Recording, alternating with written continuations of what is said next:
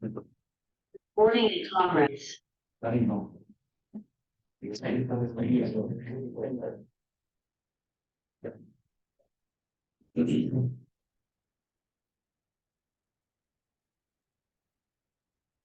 Hola Willy, ¿qué tal? Buen día, hoy día continuando con el curso internacional de cirugía oculoplástica, vías lagrimales, órbitas y oncología ocular 2023, doctor Emerson Mantilla Tirado. Gracias. Los dejo aquí con el doctor José Velasco para que nos haga el anuncio de la charla de hoy día. Sí. Buenos días a todos. Bueno, tengo el agrado de presentar acá a mi colega, amigo, el doctor y compadre, el doctor Solón Serpa. Él es oftalmólogo oculoplástico, oftalmólogo, oncólogo. Él se formó en el Hospital Loaiza y hizo también su especialidad de oncología en el INEM. Es uno de los doctores que opera bastante órbita de párpados, ¿no? Opera mucho y es un investigador nato, pues, ¿no? Él está desarrollando este tema que habla sobre ecografía de alta resolución y Doppler en tumores orbitarios y es desarrollador de muchas cosas y muchas técnicas nuevas en cirugías de órbita. Con ustedes, mi amigo, el doctor Solón Serpa.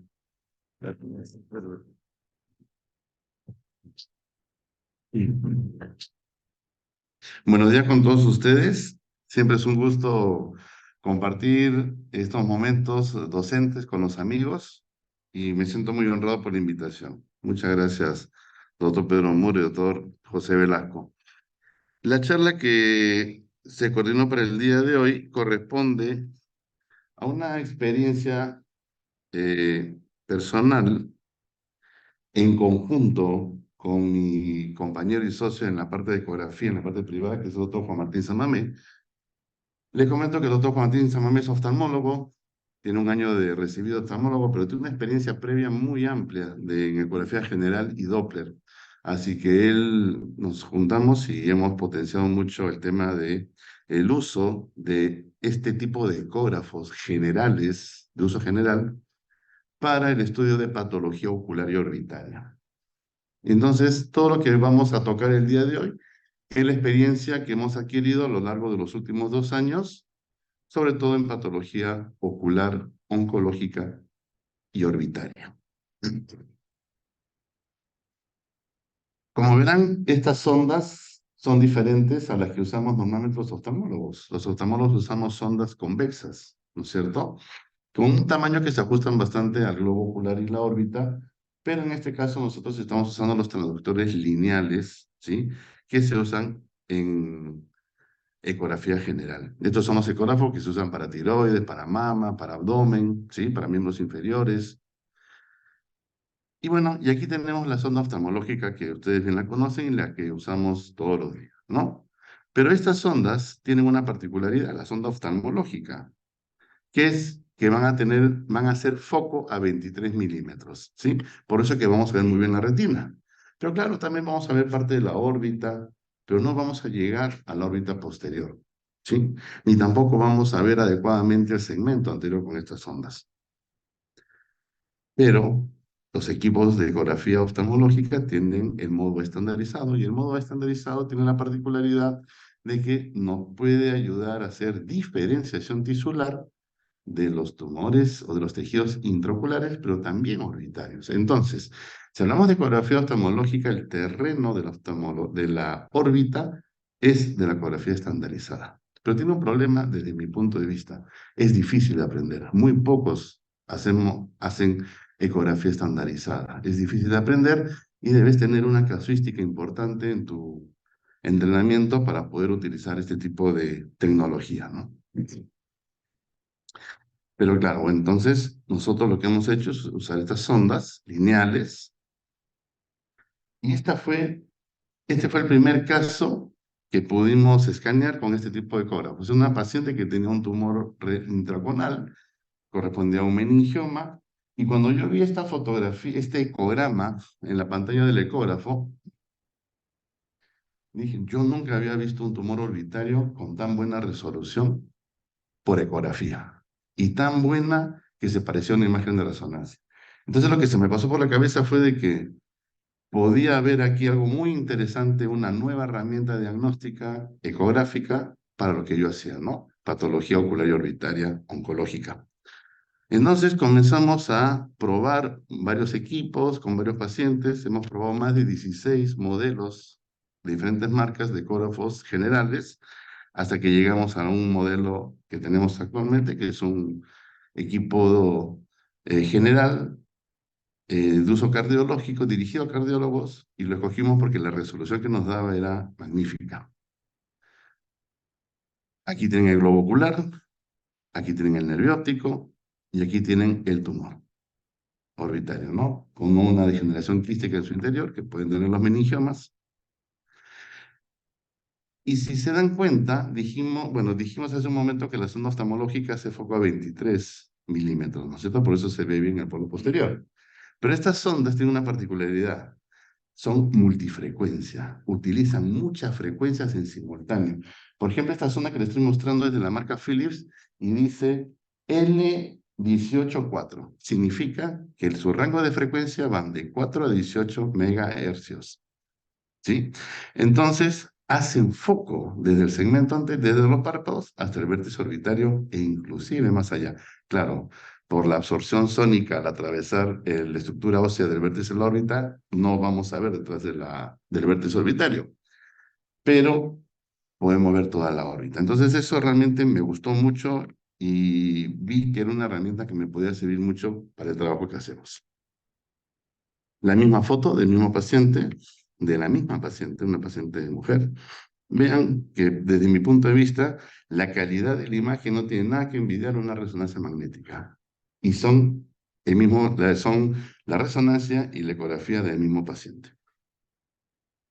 Entonces, como ustedes saben, la ecografía estandarizada, que es la unión de la ecografía modo B y el modo A estandarizado, es el estudio ultrasonográfico estándar de la patología ocular y orbitaria. Sin embargo, tiene escasa penetrancia en el vértice orbitario en el modo B, porque en el modo A sí llegamos al vértice orbitario. No logra imágenes de alta resolución de la órbita, sobre todo la órbita posterior, y no proporciona un estudio vascular cuantitativo del mismo. En modo B podemos ver vascularización de los tumores, y en modo A también, pero es difícil de verlo, necesitas mucho entrenamiento. En cambio, con estas ondas tú pones el transductor sobre la órbita, ves el tumor, aprietas un botoncito que dice Doppler y automáticamente ves si que esa lesión está vascularizada o no. O sea, es mucho más sencillo. Entonces, estos tres puntos débiles de la ecografía estandarizada, nosotros lo hemos superado utilizando ecógrafos generales con sondas lineales multifrecuencia. ¿Y por qué la llama ecografía de alta resolución? Porque dan imágenes de alta resolución en los ecogramas.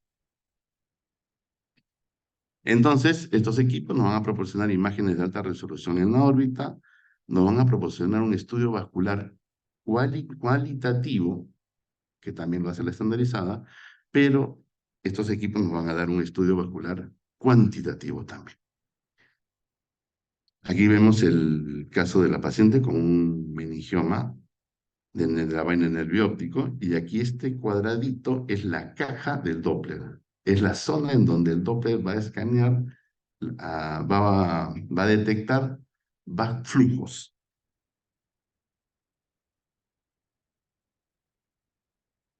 Y aquí cuando hablamos de Doppler, vamos a tener presente de que tenemos tres tipos de estudios en el Doppler. Uno es el Doppler color, el cual nos va a estudiar los flujos vasculares, ¿sí? Es un estudio cualitativo, que en colores va a determinar si los flujos se alejan o se acercan del transductor. El Doppler poder es un Doppler más sensible, te va a detectar flujos débiles, tal vez hasta de 1 centímetro por segundo. Y actualmente, ya desde hace unos par de años, han salido otra modalidad de Doppler que se llama, algunas marcas le llaman microflow, que te detecta flujos mucho más pequeños. Y el Doppler espectral es la cuantificación de estos flujos, ¿sí? Que te lo mide en centímetros por segundo. Entonces, Es una herramienta que para problemas vasculares te podría dar un plus adicional con respecto a resonancia y a tomografía, porque esos exámenes te dicen que un tumor puede estar vascularizado más o menos, en mayor o menor grado, pero no te cuantifica flujos. En este caso que les presenté, el meningioma de nervio óptico, ¿sí? El ecograma en B, la caja de Doppler, color, y la resonancia para que comparemos la calidad de las imágenes, ¿no? Este paciente acudía con una proptosis de más de un año de evolución del ojo izquierdo. En la ecografía estandarizada se vio una imagen de moderada baja reflectividad en el espacio intraconal. Había una reflectividad media en el modo estandarizado. Por los hallazgos podía uno relacionarlo a un meningioma por los hallazgos clínicos y ecográficos, pero vean cómo en el mismo paciente la ecografía de alta resolución nos dibuja el nervio óptico con tanta buena resolución. Vean la porción anterior del nervio óptico, cómo se dibuja con una buena calidad de imagen. Vemos aquí el líquido cefalorraquídeo de las envolturas de la vaina del nervio óptico y el tumor, ¿no? Una imagen bastante diferente y además podemos hacer un estudio vascular con el Doppler. ¿Y para qué me sirve el estudio vascular? En estos 2 años de experiencia me ha servido para saber que si voy a ingresar a hacer, me sirve para la planificación quirúrgica. Con el Doppler yo sé que al entrar a la órbita ya voy a tener una noción de si este tumor es muy vascularizado o no, para yo estar atento si va a haber un sangrado mayor o menor en el transoperatorio. Para eso me ha servido, o esa utilidad la he encontrado. Paciente que actualmente tiene 14 años, lo conocemos desde los 2 años de edad, con un diagnóstico de linfangioma en el modo estandarizado, modo B y modo ya estandarizado, se evidencia pues una lesión cuyos hallazgos en modo B y en modo estandarizado son compatibles con linfangioma. Pero en el modo de ecografía con alta resolución, vemos cómo podemos dibujar en el ecograma la imagen de todo el tumor hasta el vértice orbitario con mejor resolución, y el estudio Doppler te pone en evidencia la vascularización de los tabiques intralesionales, con lo cual tenemos el diagnóstico del linfangioma. Este es un caso de una niña de 14 años con un tumor intraconal, ella tenía el von Recklinghausen, y se hizo el diagnóstico clínico de glioma nervio óptico. Aquí, a la izquierda, tenemos la imagen, el ecograma en ecografía modo B, con sonda oftalmológica, y a la derecha tenemos las imágenes con sonda de alta resolución. Vean cómo se dibuja todo el tumor hasta el vértice orbitario. Inclusive podemos tomar los diámetros, el anteroposterior, la horizontal y el vertical, o longitudinal y transversal, y teniendo estas 3 medidas, todos estos equipos te dan volúmenes de tejidos. O sea, podemos tener volumen de ese tumor con esas 3 medidas. Y, lógicamente, como ya dije, podemos hacer un estudio Doppler también, en el cual en este caso se evidencia que tenían flujos débiles. Este es un caso que tuve este año, a principios de este año, una paciente que cursaba con un año de evolución de proptosis del ojo izquierdo, ¿sí? Que en el examen de resonancia y de tomografía se evidenciaba una masa de aspecto quístico que se encontraba en el cuadrante nasal y superior de la órbita izquierda, ¿sí? Por la resonancia y la tomografía se evidenciaba de que era una lesión quística. Le hicimos ecografía de alta resolución y también se evidenció que era una lesión quística con una ecogenicidad interna muy parecida a la del vítreo. Y veíamos los flujos en el Doppler, veíamos flujos alrededor de esta lesión, ¿no?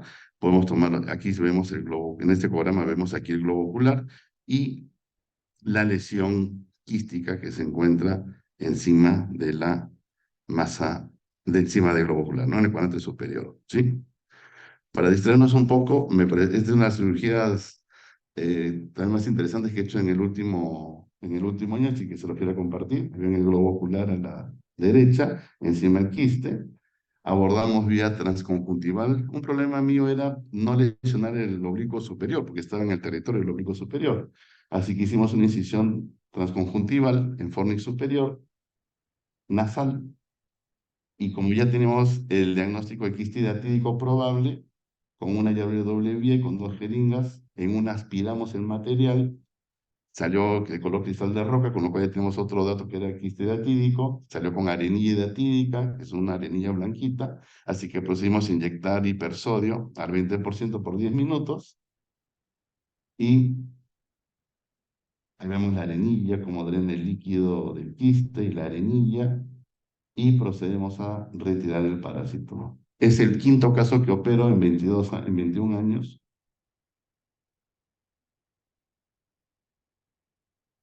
Y esa es la capa intermedia de la que tiene, que clásicamente se describe como clara de huevo cocida, ¿no? Así que ahí se está retirando. Por dentro de ella está la membrana germinal con los escólex.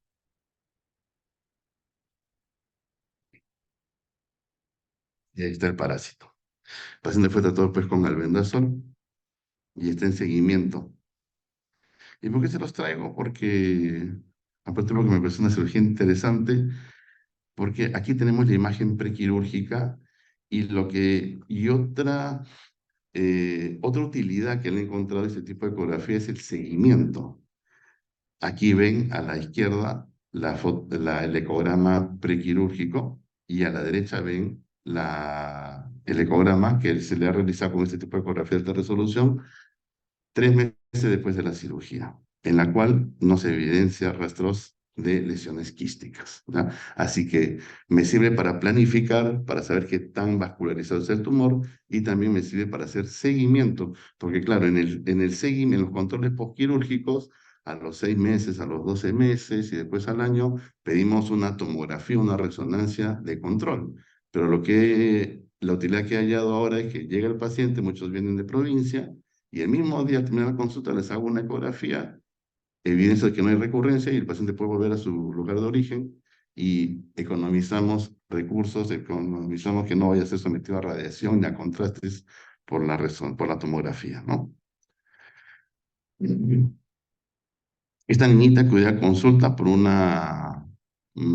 aumento de volumen de párpado superior izquierdo, y la referían con un diagnóstico de un probable tumor orbitario, posiblemente vascular por la edad. Y fue un caso interesante porque el doctor Samame, que lo ven en la fotografía, con un equipo que había llegado de demo, este es un General Electric, es un equipo ya bastante grande, bastante complejo, le puso las sondas sobre el párpado superior e inmediatamente se vio en el ecograma esa imagen. Y con esa imagen ya teníamos una buena presunción de que se trataba de un tumor vascular. Así que se orientó el manejo o el trabajo diagnóstico en ese sentido, ¿no? Es decir, si lo tenemos en el consultorio, nos sirve para tener más información al final de la consulta, y de todas maneras el paciente va a ir a una resonancia magnética con contraste, probablemente, pero ya tienes una data más al final de la consulta que te ayuda a cerrar un poco más el caso y a orientar mejor tu plan de diagnóstico y tratamiento. Esta paciente es una paciente creo que era adolescente, si mal no recuerdo. Tenía una masa en el vértice orbitario y había unos flujos aquí, vasos dilatados, y se consultó con un radiointervencionista que también le hizo el Doppler y le hizo una resonancia con contraste, y él definió que eran varices trombosadas de la órbita, ¿sí? En estos casos se pueden ver también los flujos de los vasitos, de estas venas dilatadas. En este caso hay flujos bastante bajos de 8,34 centímetros por segundo.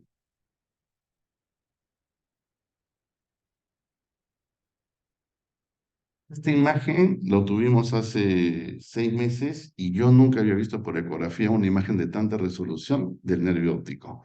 Realmente me llamó mucho la atención y me gustó. Y esta era la imagen que logramos con el ecógrafo que hemos adquirido actualmente en el consultorio.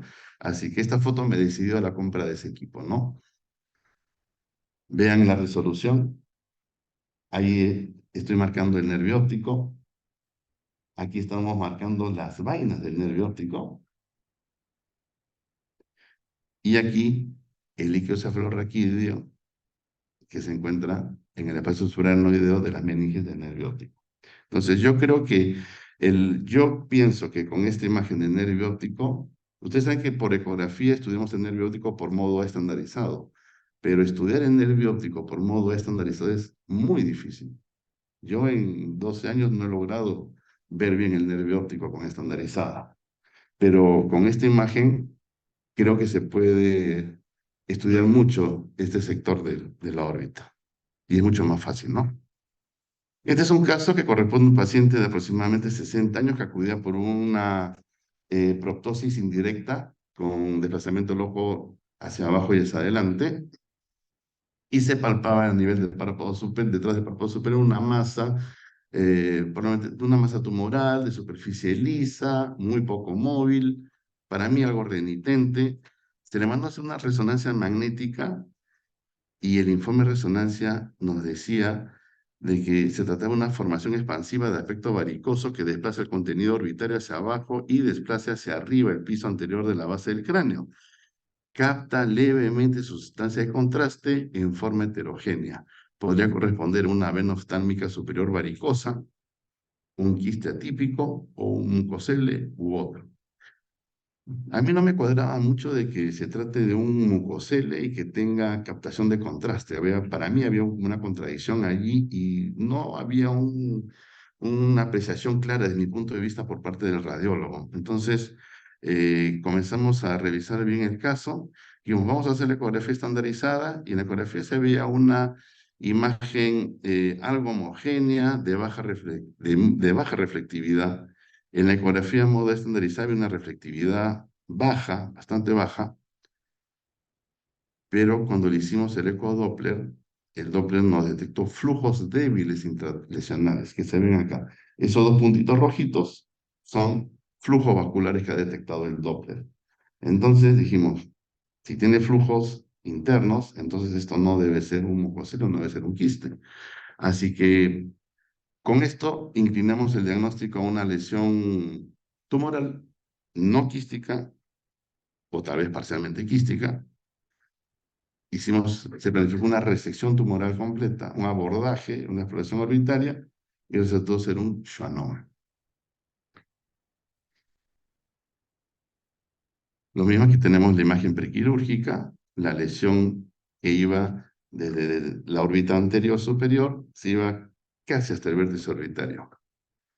Y esta es una ecografía de alta resolución que le hicimos al año de seguimiento. Viene el paciente desde Huánuco, viene a la consulta, vemos que clínicamente el examen estaba bastante bien, pero necesitaba una tomografía, una resonancia para corroborar que no había recurrencia. Los llanomas pueden recurrir. Así que le hice una ecografía de alta resolución y no encontramos recurrencia tumoral. Y estamos tan seguros por la ecografía que no hay recurrencia que le dijimos, vuelve en 6 meses. Porque clínicamente y ecográficamente no había nada. Y con este ecógrafo, como les dije, podemos llegar hasta el vértice orbitario. Así que el paciente se ahorró quedarse unos cuantos días en Lima, con el costo que implica, y el costo de una tomografía o de una resonancia. También le hemos evitado la radiación por tomografía y también le evitamos la aplicación del contraste por tomografía o por resonancia, ¿no? Así que definitivamente es una herramienta a la cual le encontré mucha utilidad. Este paciente tiene 19 años, viene de Piura, no hay mayor antecedente de importancia y acudía por una proptosis del ojo derecho de presentación subaguda. El paciente y la mamá referían que los días siguientes al evento había tenido equimosis en el canto interno y hemorragia subconjuntival. Y acudía con un dolor leve a moderado retroocular. Había una disminución muy leve de la agudeza visual. Ese ojo veía 20/50 y el ojo izquierdo 20/20, fondo de ojo. Ahora lo vamos a ver al fondo de ojo. El resto del examen estaba dentro de límites normales, este de color es normal. Había una diferencia en la oftalmometría de 4 milímetros. Había una leve restricción del ojo derecho a la motilidad ocular, pero el resto estaba normal. Bueno, por la clínica, una hemorragia subaguda con equimosis y con hemorragia subconjuntival, lo primero que pensamos es linfangioma, ¿cierto? O sea, un hemangioma que ha sangrado. Esa es la opción más frecuente. En el fondo de ojo veamos unos pliegues horizontales en el polo posterior y un ligero edema de disco óptico. Campo visual, dentro de límites normales. Y en la tomografía veíamos una imagen tumoral de aspecto sólido, intraconal, con algunas áreas más, menos densas. En el corte sagital, esas imágenes no eran tan claras. Igual pensamos que era un linfangioma. Pero leímos el reporte del radiólogo que nos decía que esta lesión captaba discretamente la sustancia de contraste y hablaba de una lesión retrocular intraconal, se sugiere, y dice, se sugiere resonancia magnética complementaria para mejor caracterización. Clínicamente era un linfangioma, pero el radiólogo al hacer la tomografía nos dice que mejor es pedir una resonancia.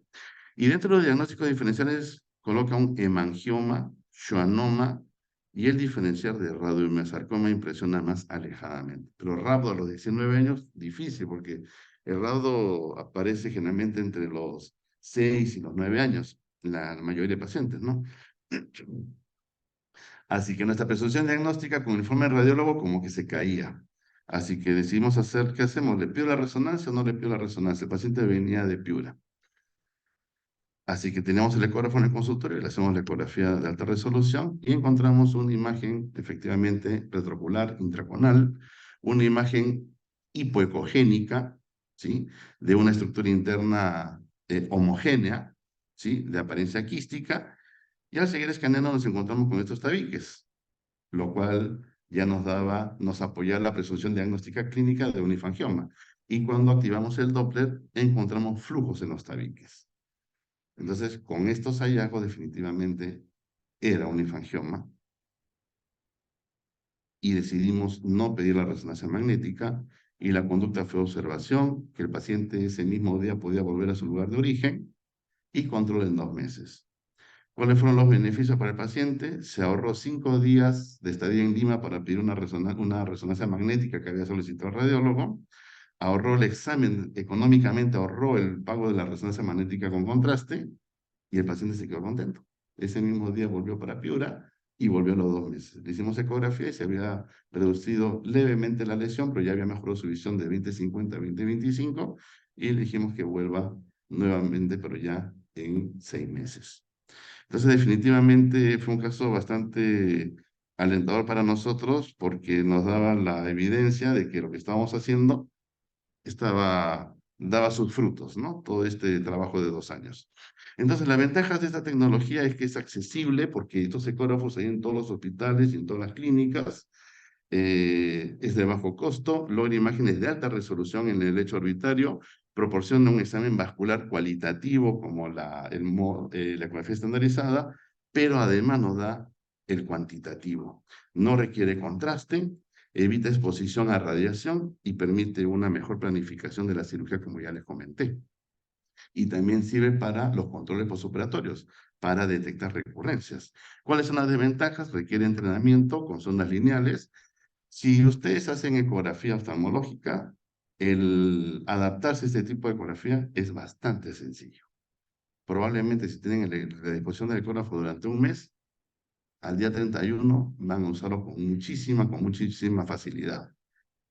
Ahora, lo tedioso es el Doppler. Para el Doppler sí uno tiene que hacer cursos de Doppler, bueno, hay ahora cursos online por suerte, hay muchos eventos de Doppler general, pero uno tiene que zambullirse en cursos de Doppler de miembros inferiores, de carótida, de corazón, para entender mejor esta tecnología, ¿no? Porque nosotros no es un área que nosotros hayamos, en la cual hayamos ingresado en nuestra práctica oftalmológica. Pero no es tan difícil. Yo no soy experto en Doppler, ni mucho menos. Yo me apoyo mucho en mi socio, Juan Martín Samamé, que sí es experto en Doppler, ¿no? Así yo me apoyo en esa parte mucho con él. Y bueno, otra desventaja es que hay un menor sentido espacial con respecto a tomografía y resonancia. Yo creo que definitivamente es un buen complemento. Entonces, para terminar la primera parte. La segunda es muy chiquita. La conclusión de esta primera parte es que la ecografía de alta resolución complementa la ecografía estandarizada, logrando en conjunto la mejor herramienta de evaluación ultrasonográfica ocular y orbitaria para la toma de decisiones oportunas, mejores decisiones terapéuticas y una mejor planificación quirúrgica asociada a tomografía y resonancia. Esta parte que me van a quedar unas 10 diapositivas, no es muy largo. Se utiliza, ahora se habla mucho de inteligencia artificial, ¿no es cierto? Ustedes entran al celular, a Google, y van a ver que hay mucha información sobre inteligencia artificial. Y la inteligencia artificial ha sido acoplada ya de hace algunos años a los ecógrafos, ¿sí? Hacen de que las imágenes sean mejor tomadas, hace que podamos hacer cosas mucho más interesantes, como lo que le voy a explicar ahora, sobre fusión. Yo escuché el término fusión y me explicaron lo que significaba fusión en ecografía en el mes de octubre del año pasado, y me fascinó cómo un ecógrafo puede tener tantas herramientas interesantes para el estudio actualmente de diferentes patologías. ¿Y qué significa fusión? Fusionar imágenes de ecografía con imágenes de tomografía espiral multicorte, resonancia o PET scan. ¿Y cuál es el concepto? Aprovechar las mejores bondades de la ecografía y las mejores bondades de la tomografía y la resonancia, y juntar estas bondades y tener un examen mucho más potenciado, ¿no? Por ejemplo, aquí tenemos una imagen de riñón por ecografía y una imagen en tomografía también de riñón.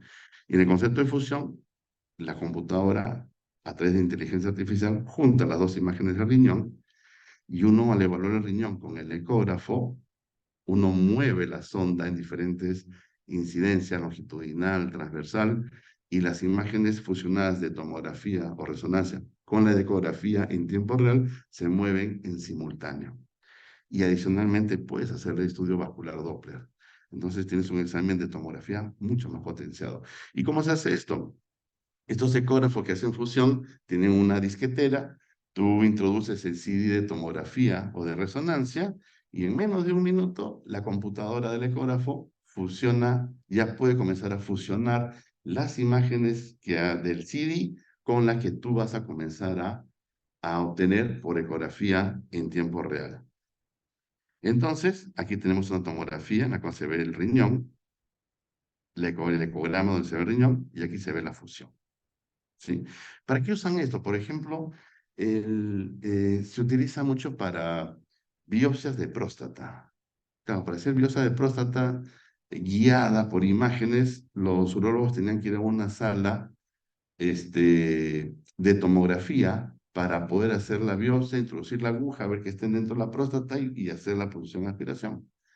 Pero ahora ya no tienes que llevar al paciente a la sala de tomografía. El paciente viene con su CD de tomografía, se introduce en el equipo de ecografía, y en una sala de ecografía, en una sala de procedimientos, el urólogo puede hacer una punción aspiración utilizando esta fusión de ecografía y de tomografía. Entonces el médico no se irradia, menos irradiación para el paciente, y definitivamente tenemos un examen potenciado, ¿no? Se utiliza para riñón, se utiliza para páncreas, para diferentes órganos. En el Perú sé que están comenzando a hacer en una entidad privada, ha llegado un equipo hace unos meses y ya van a comenzar a hacer punción aspiración de próstata con esta técnica. Entonces, los representantes de marca Philips, que son los que son líderes en fusión, me comentaron de que ellos no tienen información de que algún grupo oftalmológico esté usando en órbita. Y toda esta información realmente me sorprendió, y yo comenzaba a alucinar cómo sería fusión en órbita, si eso podría ser posible o no, porque no tenemos entendido de que no hay esta experiencia, por lo menos en América. Y la idea que yo me planteaba era, ¿y si es posible juntar estas imágenes? Tal vez si tenemos un problema vascular como el que les presenté y podemos tener tomografía más Doppler, tal vez podríamos tener una mejor apreciación diagnóstica, una mejor herramienta diagnóstica. Entonces comenzaba a pensar ¿Cómo se podría ver en el ecograma de la pantalla del ecógrafo la imagen de ecografía y la imagen de tomografía o resonancia? Entonces podríamos tener algo así. Tomografía con Doppler. O sea, tomografía con estudio vascular cuantitativo. Como orbitólogo me parece alucinante. Bueno, no hay experiencia y estamos conversando con la marca Philips en Perú para ver si ellos nos pueden habilitar en sus instalaciones estos dispositivos para ver si podemos comenzar a hacer esta experiencia. Veremos en los siguientes meses si realmente es factible eso. Creo que vale la pena probar, creo que puede ser interesante. La inteligencia artificial también se utiliza para otra herramienta, y aquí ya me quedan menos de 5 minutos para terminar. Algo que me llamó mucho la atención también en toda esta experiencia fue elastografía. ¿Qué es la elastografía? Es el estudio ultrasonográfico de la elasticidad de los tejidos. Así como nosotros hacemos por modo A estandarizado diferenciación tisular, desde hace 15 años los radiólogos utilizan la elasticidad por ecografía para medir la elasticidad de los tejidos y por elasticidad hacer diferenciación tisular. Actualmente se hace diferenciación tisular por elastografía para tumores de hígado, tumores de tiroides y tumores de mama. Ya hay parámetros preestablecidos que nos dicen que por elasticidad este tumor de tiroides muy probablemente sería un cáncer de tiroides y no un nódulo benigno. Lo mismo en hígado y lo mismo en mama. Entonces, vendría a ser un equivalente de la diferenciación tisular de modo estandarizado. Pero desde mi punto de vista es el siguiente. Hacer diferenciación tisular de tumores por modo estandarizado es difícil. A mí me llevó mucho tiempo y probablemente para mí fue más sencillo que algunos otros amigos ecografistas, oftalmólogos, porque claro, en el INER recibimos muchos tumores, todos los días recibimos tumores. Entonces aprender modo estandarizado en tumores me fue relativamente sencillo porque tenía una buena casuística, pero eso no se repite en forma general. Pero es difícil, a mí me costó mucho aprender. Pero teóricamente, con esta tecnología, tú pones la sonda sobre los párpados, llegas al tumor, ves el tumor por ecografía, como en este caso. Aquí ven el globo ocular, ven una más. Este es un caso del primer meningioma que le presenté, este es el ecograma de esa paciente. Vemos el tumor y activas un botón que dice elastografía y te va a salir un mapa de colores en el cual el equipo comienza a medir la elastografía de esos tejidos. Sí. Actualmente, esta tecnología evolucionó mucho en los 15 años. En los últimos 3 años hay más de 8 tipos de elastografía que han ido evolucionando en el tiempo. La tecnología en ecografía avanza muy rápido. Y en los últimos 3 años apareció la elastografía Shearware, en la cual mide la elastografía en kilopascales, porque antes de esta tecnología de Shearware, la tecnología se basaba en comparar un área con otra y comparar las elasticidades. Pero en estos casos, ahora mide en kilopascales la elasticidad del tejido. Entonces, a mí me parece que puede ser mucho más fácil, por ejemplo, tener la elasticidad de la glándula lagrimal, la elasticidad de la grasa intraconal, y poder medir esa elasticidad, compararla con casos patológicos, con glándulas lagrimales, con tumores o con procesos inflamatorios, o comparar la elasticidad de la grasa, que puede ser nuestro patrón, con la elasticidad de un meningioma nerviótico, con un glioma, con un schwannoma, y podríamos llegar a tener diferenciación tisular. Entonces, me parece que puede ser una herramienta útil. Aquí tenemos una lesión que es un pseudotumor. Era como una gran episcleritis, realmente nos hemos quedado con la duda, era una masa tumoral ovoidea encima de la esclera y nos quedamos con el diagnóstico, me enviaron con un diagnóstico de episcleritis, pero parece que no era un pseudotumor orbitario. La patología evidenció que era un proceso inflamatorio. Y como la tuvimos a la paciente cuando llegó un equipo de demo, pudimos hacer este tipo de elastografía para que vean, aquí está el tumor, se duplica la imagen y aquí se coloca el mapa de la astografía y este circulito se lo coloca en el mismo lugar en las dos imágenes y nos puede decir cuál es perdón, mide la elasticidad de esta área con un área que tú creas que puede ser tu patrón de comparación. Entonces, por esa comparación entre un área sana y un área enferma, tú deduces cuál es la elasticidad que tiene. Pero los equipos modernos, como le digo, te lo miden kilopascales y es mucho más fácil hacerlo. Y en mi modo de verlo, es mucho más fácil de entenderlo también que un modo estandarizado. Dentro del proyecto de fusión, si se logra desarrollar aquí en Perú, estamos pensando también, ya que tenemos el equipo y los pacientes, adicionalmente hacer elastografía y determinar si es que es una herramienta válida o no para patología orbitaria. Muchas gracias por la invitación. Espero que les haya gustado la charla.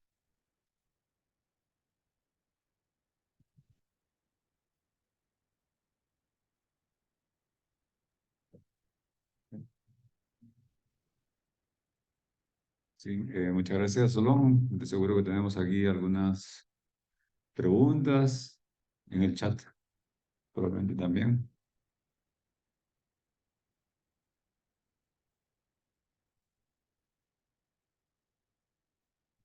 Ok.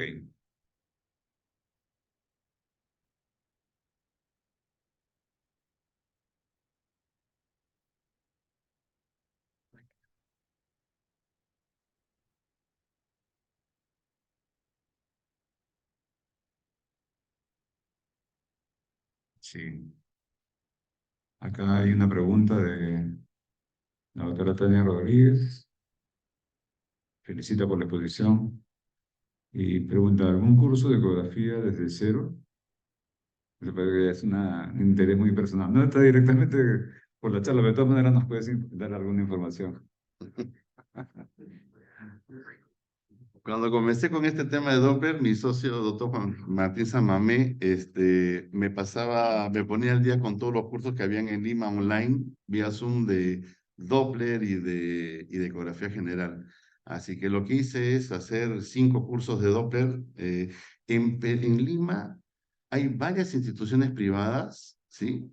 De médicos radiólogos que hacen cursos vía Zoom de ecografía general y Doppler, y de la astografía también permanentemente. Es un área educativa que se ha explotado mucho desde hace muchos años.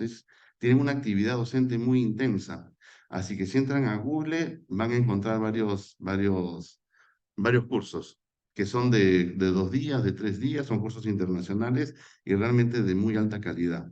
Adicionalmente a eso, bueno, he tenido que comprar como 5 libros de Doppler para poder estudiar y tratar de entender, pero felizmente tengo a mi partner que me resuelve todas las preguntas y todas las dudas que tengo, ¿no? Pero realmente no es difícil. Es más difícil aprender modo estandarizado que hacer esto. Sí, muchas felicitaciones aquí en el chat, incluso de gente que está muy ligada a la ecografía también. No sé si por ahí alguna pregunta, alguien que quiera comentar algo. Bueno, hay felicitaciones, doctor. Buenos días. Felicitaciones de la doctora Janina Matos, del doctor Luis Enrique, del doctor Solón, del doctor Velasco. Muy didáctica la exposición. La doctora Tania Rodríguez igualmente. Excelente charla, doctor. Sí. Bueno, a mí particularmente no es que yo haga cirugía orbitaria, no, en todo caso, si entro en la órbita es en la parte muy anterior. La cosa es que, pero aún así nos resulta muy útil, ¿no? Porque a veces tenemos alguna impresión diagnóstica y cuando en patología nos dicen que es algo un poquito diferente, un hallazgo que a lo mejor podríamos haberlo visto con un poquito más de detalle en este modo ecográfico que el cual tú nos estás comentando, ¿no? Tú te debes haber llevado más de una sorpresa, bueno, agradable en algunos casos, que te facilita el planeamiento, como mencionaste durante la charla, ¿no? Sí. Si tienes algún comentario final, solo ya para terminar. Un comentario para los residentes sería de que yo siempre comento en las reuniones de ecografía de que los residentes deberían aprender más ecografía. Yo pienso que un residente así con el expertise alto que sale sabiendo hacer oftalmoscopía indirecta, debería aprender a hacer ecografía modo B.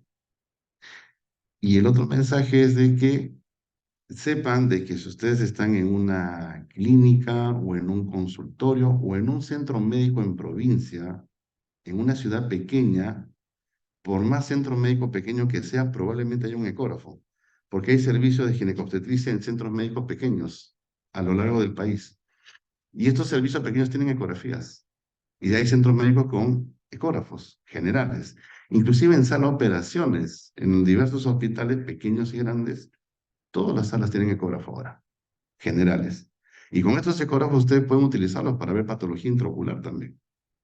Estoy desarrollando una clase de todas las patologías que puedes ver intraoculares con estas ondas. Lo que más me llamó la atención, que podía haber desgarros retinales en longitudinal y en transversal, igual que en las ondas oftalmológicas, con la misma resolución y con la misma claridad. Y la sonda parece grande, parece una sonda tosca para el ojo, pero no lo es. Si lo saben colocar en el punto preciso, van a tener imágenes muy buenas.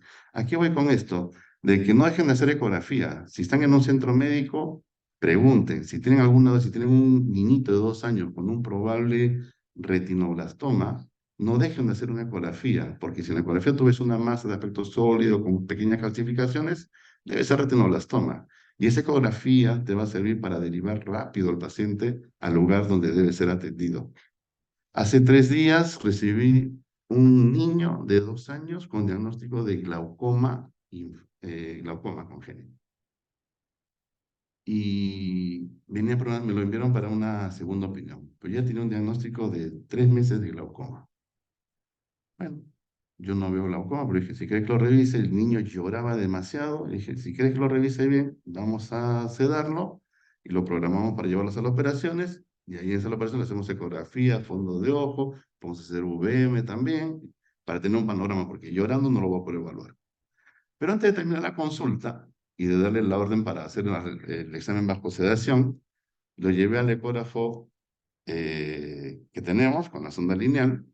Le puse el traductor, el niño lloraba, pataleaba, le puse la sonda solamente 10 segundos y en 10 segundos tú tienes, igual que en la sonda oftalmológica, tienes más de 100 ecogramas. En estos equipos tienen más de 300 ecogramas. Así que pasaban las imágenes y se veía una masa de aspecto sólido con pequeñas calcificaciones en su interior que ocupan el 40% de la cavidad vitrea. Entonces, no era un glaucoma en el pequeño de 2 años, era un retinoblastoma. Así que, como tenía bajos recursos, ahí mismo lo derivé al INE. Entonces, ¿cómo una sonda con un equipo de ecografía general te puede ayudar a hacer diagnósticos oftalmológicos? Se los comento para que lo tengan en cuenta, sobre todo los médicos jóvenes que van a tener su residencia y van a ir muchos a esa provincia a trabajar. Sí. Sí, hay una pregunta, bueno, me han aparecido un par de preguntas más, y una de ellas pregunta sobre si se puede ver fácilmente las ecografías en músculos estroculares, esto de la doctora María Angélica Rivas. Y esto abre quizás una serie de posibilidades, ¿no? Porque en los pacientes con Graves a lo mejor podemos seguir bastante cuál es su evolución. Sabemos que los músculos en ellos se fibrosan.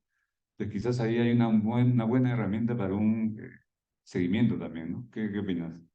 Sí, en este proyecto de la astografía, si se llega, estamos allí pensando, primero que nos den la habilitación la marca Philips para hacerlo, y dentro del protocolo de astografía, lo que habíamos diseñado, propuesto, era hacer la astografía a pacientes sin patología y tomar la astografía de la glándula lagrimal, del espacio intraconal, nasal y temporal, y también de los músculos extraoculares, pensando en Graves. Pienso que la elastografía de la grasa intraconal y de los músculos nos puede servir de alguna manera a hacer seguimiento, pero no hemos encontrado, hemos hecho búsquedas y no hemos encontrado experiencia previa sobre este tipo de ecografía, pero la tenemos en mente.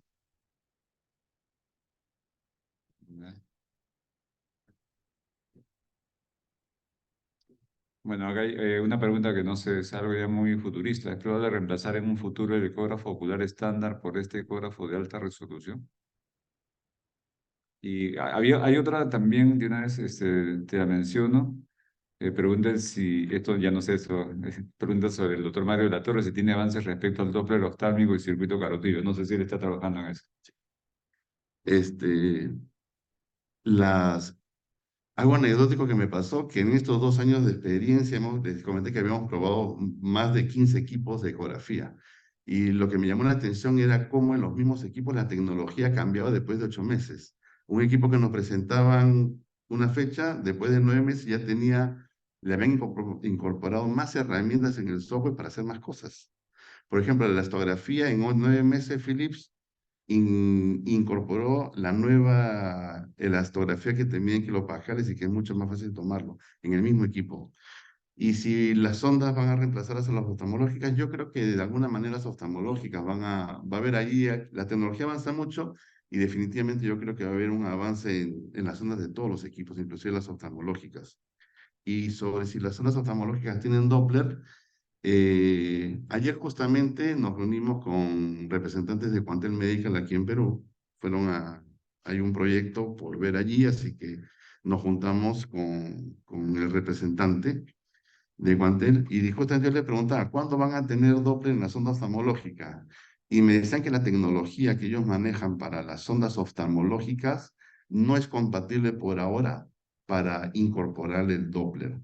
Entonces, que por ahora ellos no van a trabajar en ese sentido. Pero yo estoy seguro que en el futuro, ellos tienen equipos de ecografía general para salas de emergencia que tienen Doppler. Pero claro, tienen las prestaciones de las ondas generales. Ok, bueno, nuevamente muchas gracias y el aplauso de todos acá para el doctor Solón. Nos vemos mañana. Gracias. Fíjate, estuvo muy interesante. Gracias.